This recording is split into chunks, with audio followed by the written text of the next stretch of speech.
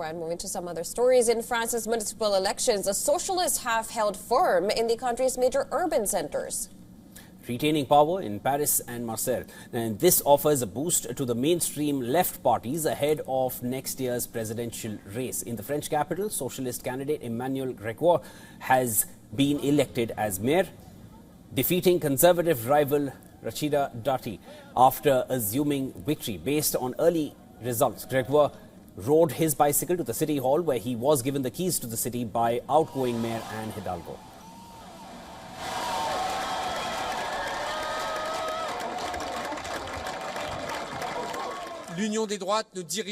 Thanks to this broad mobilization, the Union of the Right will not be running Paris, because everything in the soul of our capital rejects the idea of a shrunken Paris, the idea of a Paris that sorts its inhabitants. This evening, the women and men of Paris have sent a message to Jordan Bardella, to Marine Le Pen, to Sarah Canafo, and to those who have worked behind the scenes for the union of these factions of the right. And this message is clear. Paris is not and will never be a far-right city. Grégoire's victory extends more than 25 years of socialist control in the capital, where dozens of left-wing activists and voters celebrated his victory.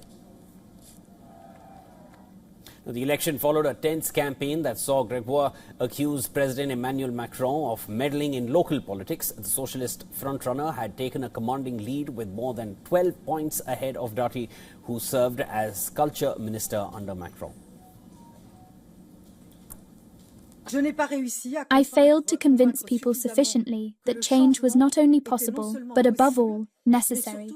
I also suffered disgraceful and false attacks, which are absolutely unacceptable in a democracy where all democratic principles have been trampled. The poison of division has taken its toll. In Marseille, incumbent Mayor Benoit Payan has been comfortably re-elected, defeating a candidate backed by the far-right National Rally.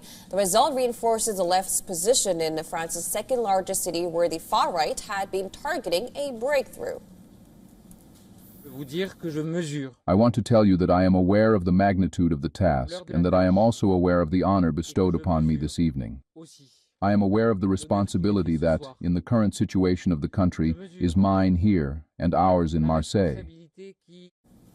Beyond the headline wins, the results show some political fault lines. Alliances between the mainstream left and the hard left La France have largely underperformed. Grégoire's campaign also maintained distance from the alliance despite pressure between the two rounds of polls. In several cities, these tie-ups failed to secure victories, even with combined vote shares, with candidates from the centre and right benefiting thereafter.